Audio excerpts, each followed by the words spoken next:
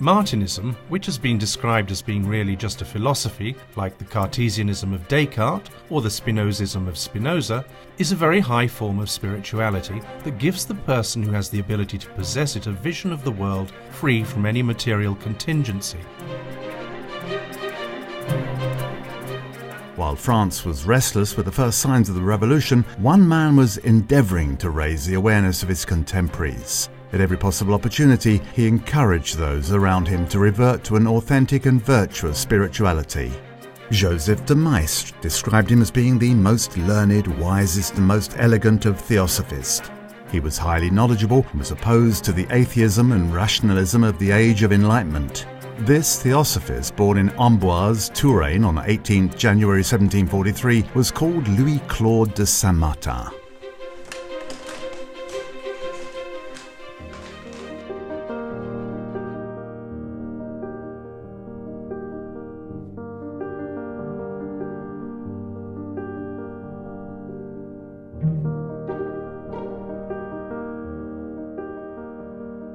Louis-Claude de Saint-Martin did not take credit for his ideas, but attributed them for the most part to the teachings he received from two mystics who he greatly admired throughout his life, namely Martinez de Pasquale, to whom he was once personal secretary, and Jacob Boehm, who he knew solely through his works.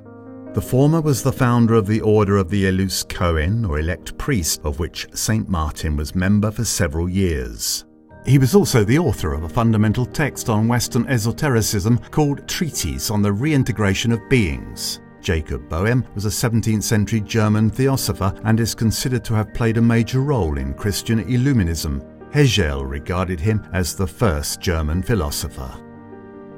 The central idea of St. Martin's philosophy, which he took from Pasquale, was that of reintegration, in other words, the necessity for mankind to regain its original state and to become reintegrated with the divine world in complete purity. This idea served as the basis for several books written by him under the pseudonym of the Unknown Philosopher.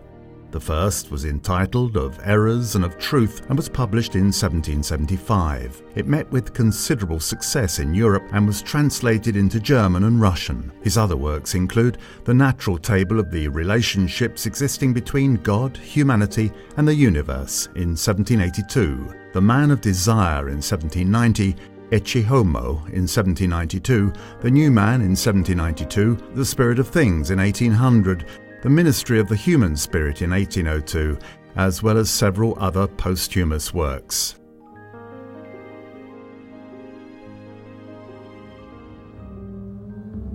Although the unknown philosopher greatly admired Martinez de Pasquale and considered him to be his first master, he broke with the methods used by the Elus Cohens in order to gain access to the great truths of existence. They practiced theurgy, which consisted of evoking, in the words of Pasquale, the intermediary spirits, in other words, angels and celestial beings, in order to obtain their help and support.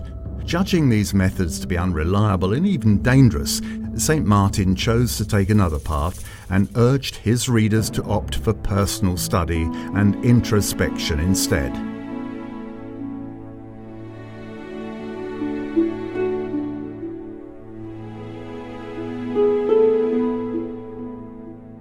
In this respect, he placed great emphasis on the beneficial effects of prayer and meditation.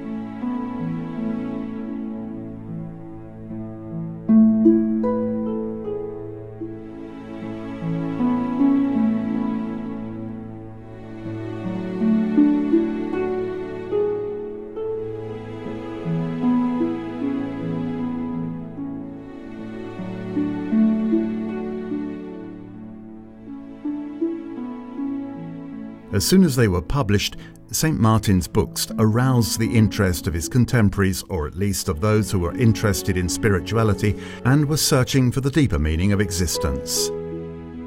A circle of disciples known as the Society of Intimates was therefore progressively formed around the man and his ideas.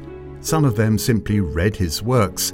The rest, who were far fewer in number, participated in discussions held in his presence.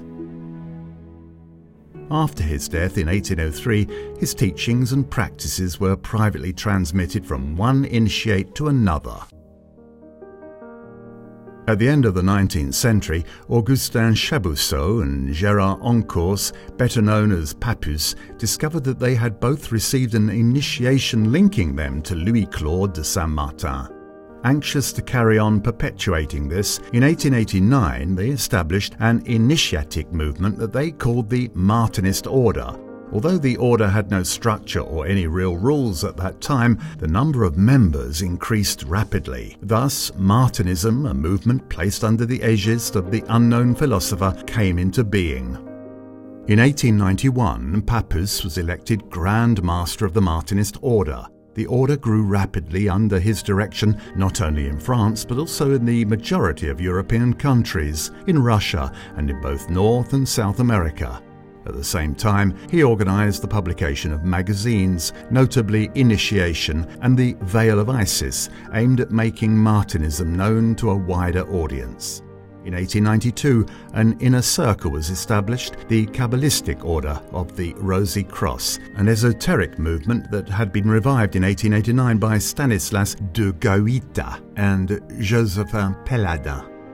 In 1914, the First World War broke out, causing the Martinist order to become dormant. Papus died in 1916, 2 years before fighting ended. Several Martinists aspired to succeed him. In Lyon, Jean Bricot attempted to perpetuate the Martinist order by giving it a more Masonic form. In Paris, Victor Blanchard created the Synachial Martinist order, associating Martinist philosophy with the ideas of Saint-Yves d'Alvedre. Disapproving of these deviations, Augustin Chabousseau and several survivors of the Supreme Council of the Martinist Order founded the Traditional Martinist Order in 1931. Some of the more illustrious members of this order included Lucien Chamuel and Victor-Émile Michelet, poet and friend of the greatest writers of the time.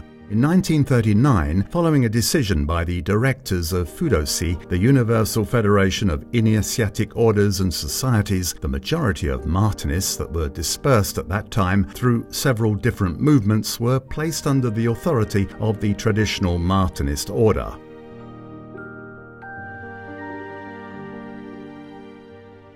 The most active Martinist movement today remains the Traditional Martinist Order. Operating under the conservatorship of the ancient mystical order Rosy Crucis since the beginning of the 20th century, it is present worldwide and transmits its teachings in two ways. Orally, during meetings held in local bodies known as heptads or ateliers, and in writing through manuscripts sent individually to each member. Those who so wish may combine these two methods of study. It should be noted that the teachings are divided into 3 fundamental degrees, followed by a 4th that is more akin to a circle of reflection and deeper analysis. What do the Martinist teachings address? Essentially, major themes relating to the Judeo-Christian tradition, but from an esoteric point of view. Subjects studied include, for example, the origins of the creation, the fall of man, the Kabbalah, the Old and New Testament, the Apocryphal Gospels, the Book of Nature, the Book of Humanity, Sophia, the science of numbers, angelology, the invisible world, celestial symbols, etc.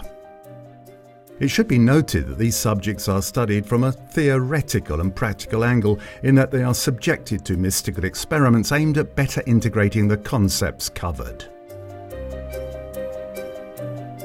In addition to the oral and written teachings that it currently perpetuates, the Traditional Martinist Order publishes the Pentacle magazine. As an authoritative reference in the field, this magazine is accessible to the public and offers a variety of articles related to Martinism and Western esotericism in general. In addition, through the Rose Croix University International, the TMO also regularly holds seminars and conferences on themes related to Martinist thought. Despite what one might think at first, Martinism is not limited to intellectual study. It is above all a philosophy, in other words, a form of thinking and acting.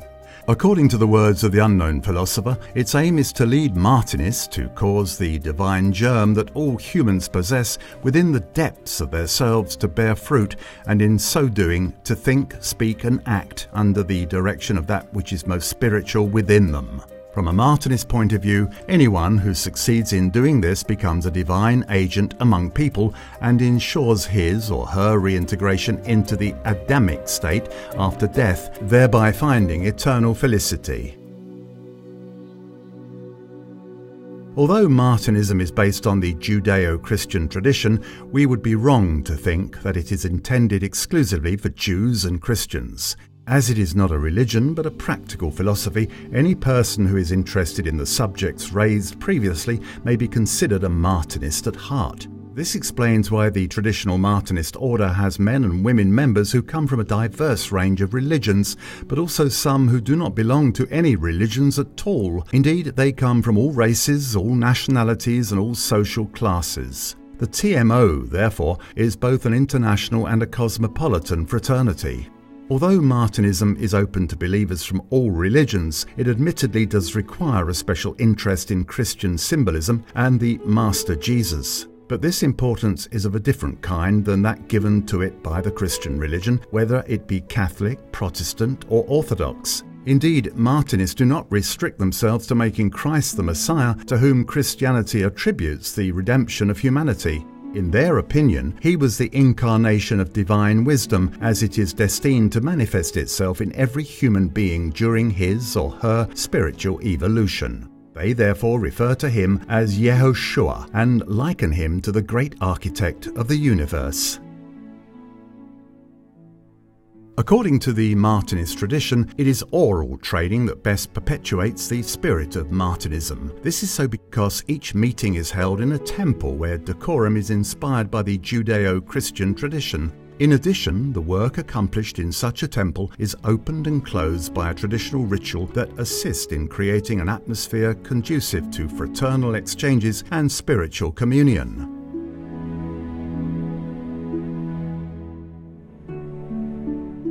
It should also be noted that this is where Martinist initiations are conferred, just as they have been done since the beginning of the order.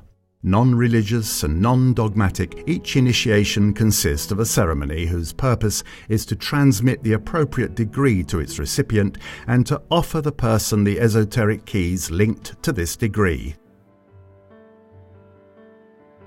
For Martinists, there is, however, one initiation that transcends all others, that may be received in a temple. It is the ultimate one that comes from the inner master or God within. To quote the words of Louis-Claude de Saint-Martin, this initiation is that by which we can enter into the heart of God and cause God's heart to enter into us to form there an indissoluble marriage. There is no other mystery in arriving at this holy initiation than to go further and further down until we reach the depths of our being. Martinism is sometimes described as the way of the heart. Why? Because its aim is to awaken the innate intelligence of the heart, something that led the unknown philosopher to say, we must not rack our brains but our hearts. By virtue of this principle, Martinist teachings do not target the mental state and are not aimed at amassing purely intellectual knowledge. Instead, their purpose is to awaken our awareness of the divine within us and to express this through our actions, which explains the importance given by Martinists to spiritual regeneration. In this respect, they work towards perfecting themselves not only for self-improvement, but also to create a better society. One of Louis-Claude de Saint-Martin's thoughts appropriately sums up the Martinist ideal.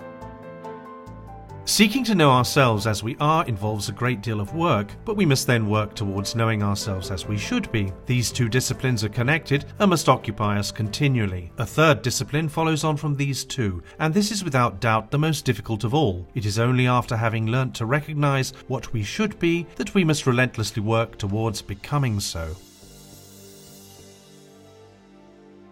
Mindful of working towards their spiritual germination and contributing to raising awareness, it is precisely to this end that today's Martinists consecrate their time through their teachings and their philosophy.